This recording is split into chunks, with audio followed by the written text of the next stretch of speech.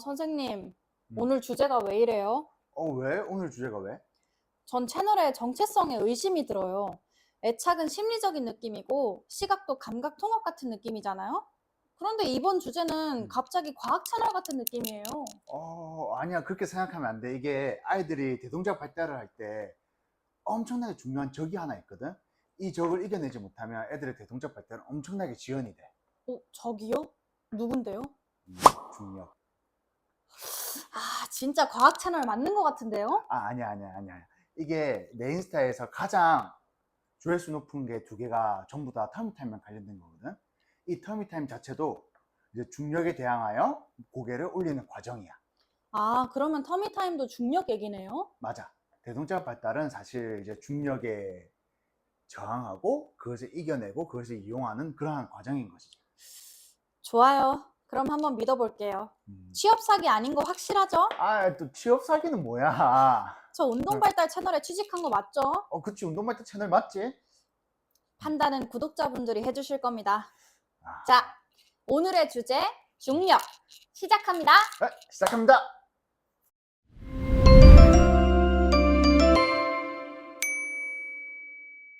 우리 저번에 주제가 시각이었지. 시각이란 뭐였어? 이제 눈이 빛 정보를 받아들이는 과정이었잖아. 그러면 이 중력은 어디서 받아들일 수 있을까? 근육이요. 근육? 왜일까? 중력이란 물건을 끌어당기는 힘이잖아요. 무거울수록 중력이 강하게 잡아당기고 무거운 물건을 들면 근육이 많이 수축하잖아요. 맞아. 정답에서 70% 정도 근접해. 시소를 예로 들잖아. 그러면 이렇게 가까우면 가볍고 멀면 더 무겁게 되지. 이제 이런 것처럼 우리 거북목도 이렇게 있는 것보다 거북목처럼 앞으로 가 있으면 내 목에 그리고 몸통에 어깨에 가해지는 무게가 더 많이 되게 되거든. 그러면 목 근육들이 혹은 이제 어깨에 있는 근육들이 더 수축하게 되겠지. 이 수축하는 감각을 통해서 중력을 간접적으로 느끼는 거야. 저도 거북목인데 그래서 머리가 요즘 무거웠나? 그렇지. 저는 그러면 음. 물건으로 비유를 한 거고 호정쌤은 몸으로 설명해 주신 거네요. 맞아. 여기서 중요한 기간 하나 더 있어. 어딜까? 목 이야기가 나왔으니까 전정이겠죠? 맞아. 항상 공식처럼 나오는 거지. 이게 전정. 이 전정 안에는 작은 돌이 하나, 이석이라는 돌이 하나가 있거든. 자, 목이 왼쪽으로 기울어져. 그러면 이석도 왼쪽으로 가면서 헤어를 건드리거든. 그러면 내 목이 왼쪽으로 기울어져 있구나 하는 걸 느껴. 그렇게 되면 어떻게 될까? 넘어지면 안 되겠지. 그러면 이 오른쪽 근육이 수축하게 될 거야. 근데 이 오른쪽 근육이 수축하는 것만으로는 안 되면 내 왼쪽 팔을 뻗으면서 이제 몸을 중심을 유지하게 되겠지. 이때 손을 뻗는 게 호정쌤이 말하는 손이 자세 조절에 참여한다는 거군요. 맞아. 그래서 목 근육과 전정을 잘 자극하잖아. 그러면 정위 반응이 느리던 아이들도 이제 손이 자세 조절에 참여하지 않던 아이들도 자세 조절에 참여하기 시작하고 많이 강해지면 빨리 나오기 시작해. 그러니까 우리가 우리의 머리 위치를 정확하게 알 수 있는 것은 중력 때문인 거네요. 맞지. 그리고 눈도 이제 위아래를 알잖아. 이것도 중력 때문인 건데. 여기까지. 그건 다음에요. 너무 어려워져요. 오케이, 알겠어. 인정. 요약을 하자면 우리는 중력을 통해서 머리의 위치를 알 수가 있다. 그리고 정상 발달은 이 중력에 대하여 저항하는 과정이다. 맞아. 엎드린 자세에서 예로 들어볼게. 이제 2개월에서는 아이는 중력이 너무 강해서 머리를 들 수가 없어. 하지만 이제 3개월이 되면 45도 정도 들 수가 있게 되지. 그리고 4개월이 되면 90도로 들 수 있게 되고, 이제 5개월이 되면 팔을 쭉 뻗어서 유지를 할 수 있게 돼. 정말 정상 발달이 중력에 저항하는 과정이네요. 그렇지. 점점 머리가 막 올라가네요. 맞아. 이렇게 해서 중력에 저항해서 5개월이 되고 6개월이 되잖아. 아이는 이제 슈퍼맨이 되는 거야. 란다우 반응 말하는 거죠. 맞아. 란다우 반응이 이제 이렇게 온몸을 펴는 반응인 거거든. 이제 아이들도 온몸을 펴게 되겠지. 근데 이 온몸을 펴는 과정에서 뒤로 가 있던 골반이 이제 몸이 모이면서 뒤로 가 있던 골반이 펴지면서 골반이 앞으로 가게 돼. 이때 골반이 발달하고 엉덩이 근육도 같이 발달하게 되는 거야. 그러면은 그 과정을 잘 못했을 때 어떻게 되는 거예요? 그렇게 됐을 때 이제 앉아 있는 자세, 그러니까 이제 겹치는 시기잖아. 이제 5, 6, 7 이 시기에서는 앉아 있는 자세에서 문제가 발생해. 이제 앉아 있을 때 몸을 펼 수 있어야 돼. 몸을 펴려면 골반이 조금 앞으로 가고 허리가 펴져야겠지. 네. 근데 그게 안 되는 아이들은 몸을 펴지 못하고, 몸을 펴지 못하니까 어떻게 돼? 손이 앞으로 가면서 손이 자세 조절에 참여를 하고, 자세 조절에 참여하지 하니까 장난감을 못 가지고 놀게 되겠지. 아, 앞으로 기울어지니까 손도 무거워서 잘 못 쓰게 되는 거군요. 그렇지. 근데 여기서 엄청 재밌는 게 하나가 나와. 이제 운동을 혹은 동작을 배워 나갈 때 내가 스스로 10번 해주는 게 나을까? 아니면 스스로 한 번 하는 게 나을까? 선생님이 도와주시는 10번보다 혼자 하는 게 좋죠? 그치. 그게 훨씬 더 낫거든? 근데 여기서 가끔 실수가 발생하는 거야. 이제 손을 쓰는 게 안 되는 아이잖아? 그러면 그때 이제 바퀴가 달린 보조도구를 많이 사용해. 자, 여기 바퀴가 달려 있으니까 손을 올리고 이렇게 하면 훨씬 더 쉽게 움직일 수 있겠지. 네. 다시 할게요. 그치. 그래서 함정에 빠질 때가 많아. 이제 손을 움직이는 것을 도와줄 때 직접 이렇게 움직이는 것보다 당연히 스스로 한번 움직이는 게 낫겠지. 네. 그래서 그때 사용하는 게 바퀴가 달린 보조도구들이거든. 이제 바퀴가 달린 보조도구 위에 손을 올려. 그러면 아이는 훨씬 쉽게 움직이게 될 거야. 네. 하지만 이제 근육동원 순서가 바뀌게 되겠지. 아, 생각해보면 팔을 쓴다는 게 몸과 몸통은 머리를 들고 어깨로 팔을 들어야 하는데 보조도구가 있으면 무게중심이 보조도구로 향하겠네요. 원래 몸을 펴고 이 어깨 근육이 손을 들어야겠지. 근데 이렇게 보조도구가 앞에 있다 그러면 내 몸 자연스럽게 일로 기울어져. 그래서 계속 이렇게 움직이는 거지. 요렇게 움직여야 되는 게 요렇게 움직이게 되는 거야. 아, 축이 여기서 이쪽으로 이동되게 되는 거지. 아. 근데 왠지 이거 제 얘기 같기도 하고. 왜? 이게 목과 몸통이 약하면 좀 그렇거든. 그래서 고분목일 수도 있어. 그럴 수가. 근데 다음에 운동 한번 같이 하자. 알겠습니다. 그래서 요약하면 초기에 아예 자신감을 심어주거나 흥미를 유발하기엔 너무 좋지. 근데 결국에는 근동원 순서가 바뀌면 절대로 안 돼. 그러면 중력에 계속 저항하면서 설 수 있는 단계까지 발달하게 되겠네요? 그치. 결국 대동작 발달이란 온몸을 이 작은 발 위에 올리는 과정인 거야. 오, 그렇게 말하니까 너무 어려워 보여요.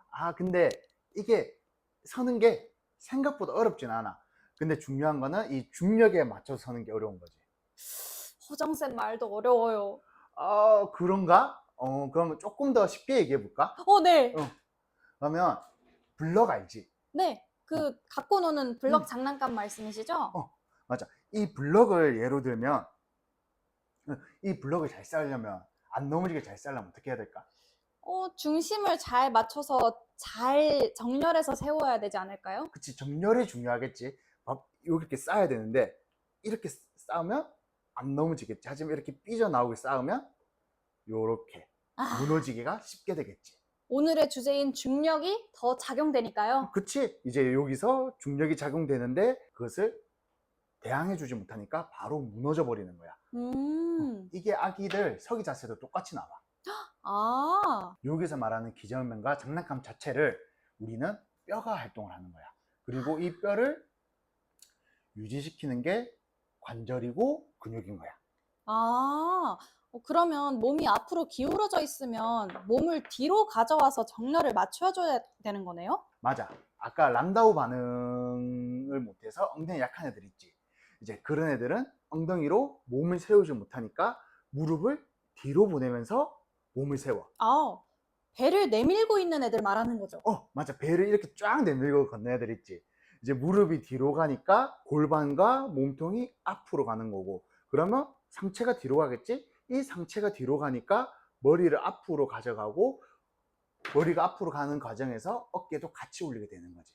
딱 11개월의 걷기네요. 맞아.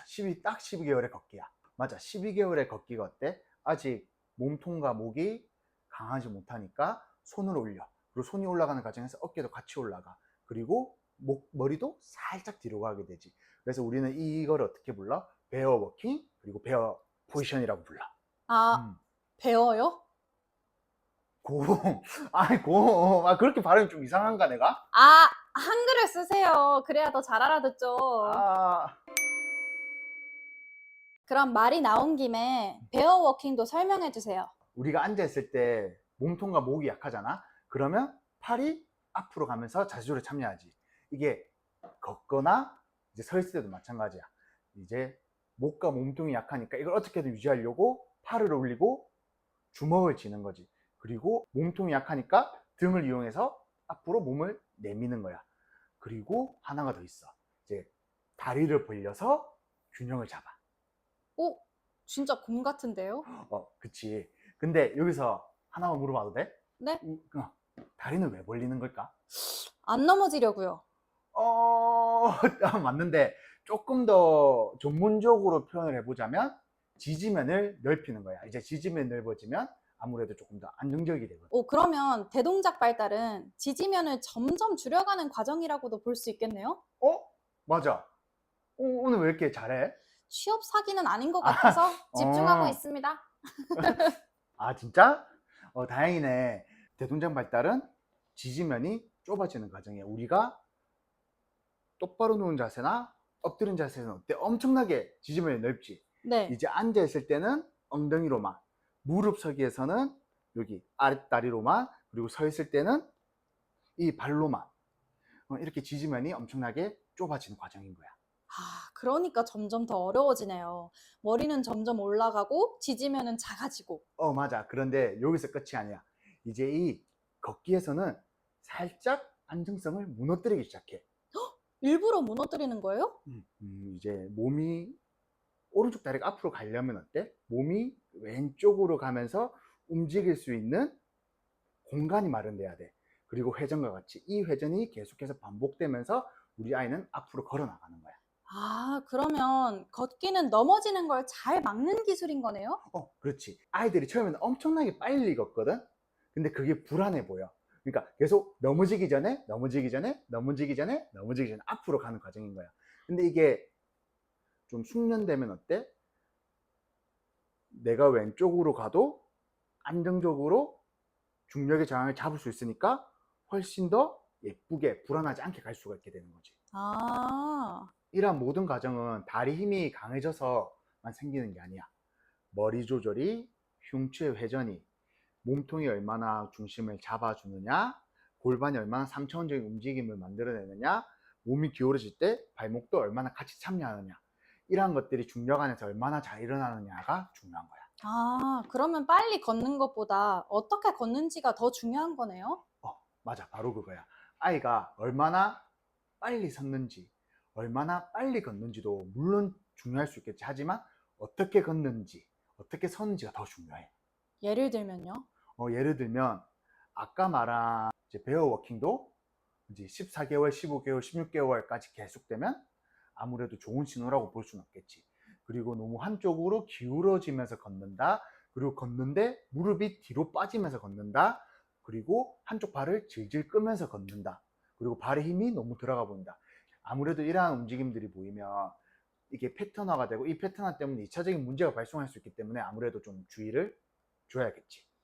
아, 결국에 그게 다 중력 안에서 몸을 조절하는 방식이군요. 그럼 아이들이 정말 이상한 자세를 일주일에서 2주일 정도 할 때가 있거든. 근데 일주일에서 2주 사이에는 아이가 어떻게든 뭔가 행동을 하기 위해서 놀기 위해서 그런 게 나올 수가 있어. 하지만 이게 2주가 지나고 3주가 지나고 한 달 이상 지속되면 그게 패턴이 되고 아까 말한 2차적인 문제로 이어질 수가 있게 돼. 아, 결국 움직임이 아니라 정렬과 조절을 보는 거네요. 그렇지. 움직임이 나왔다고 다 발달이 아니야. 이 중력 안에서 얼마나 잘 조절할 수 있느냐가 정말 발달이야. 오늘 결론이 점점 나오는 것 같은데요? 맞아. 오늘의 핵심은 그거야. 발달은 중력을 피하는 과정이 아니라 중력 안에서 내 몸을 알아가는 과정이다. 터미타임도 중력 안에서 고개를 배우는 거고, 앉기는 중력 안에서 몸통을 배우는 거고. 맞지. 부모님들이 오늘은 하나만 딱 기억해 주셨으면 좋겠습니다. 정상 발달은 얼마나 빨리 앉느냐, 얼마나 빨리 걷느냐를 경쟁하는 과정이 아니라 중력 안에서 가장 효율적인 패턴을 배워나가는 과정이라고 생각해 주시면 좋겠습니다. 그래서 터미 타임을 할 때도 단순히 오래 버티는지만 보면 안 되고 고개를 어떻게 들고 있는지, 팔과 몸통을 어떻게 쓰는지 봐야겠네요. 맞아. 그리고 앉기나 서기, 그리고 다른 동작에서도 이 동작을 하나 안 하냐보다 이 동작 안에서 머리를 어떻게 조절하느냐, 손과 발이 보상적인 활동을 하느냐, 혹은 골반과 발이 어떻게 움직임에 참여하느냐를 계속 봐야 돼요. 그러면 오늘 정리하겠습니다. 중력은 아이를 괴롭히는 힘이 아니라 아이의 몸을 성장시키는 선생님입니다. 잠시만, 멘트 괜찮은데 내가 해도 돼? 당연하죠. 오늘 주제를 정리하겠습니다. 중력은 아이를 괴롭히는 힘이 아니라 아이를 성장시키는 선생님입니다. 그런데 아직도 취업 사이 같아? 아직은 보류입니다. 다음 주제 보고 결정하겠습니다. 오케이, 알겠어. 다음 주에도 그러면 좋은 걸로 내가 잘 정해 볼게. 왜 저는 불안한 거죠? 아니야, 진짜 잘해 볼게. 네, 알겠습니다. 오늘의 주제, 중력. 끝! 지금까지 더 넥스트였습니다. 더 넥스트였습니다. 감사합니다.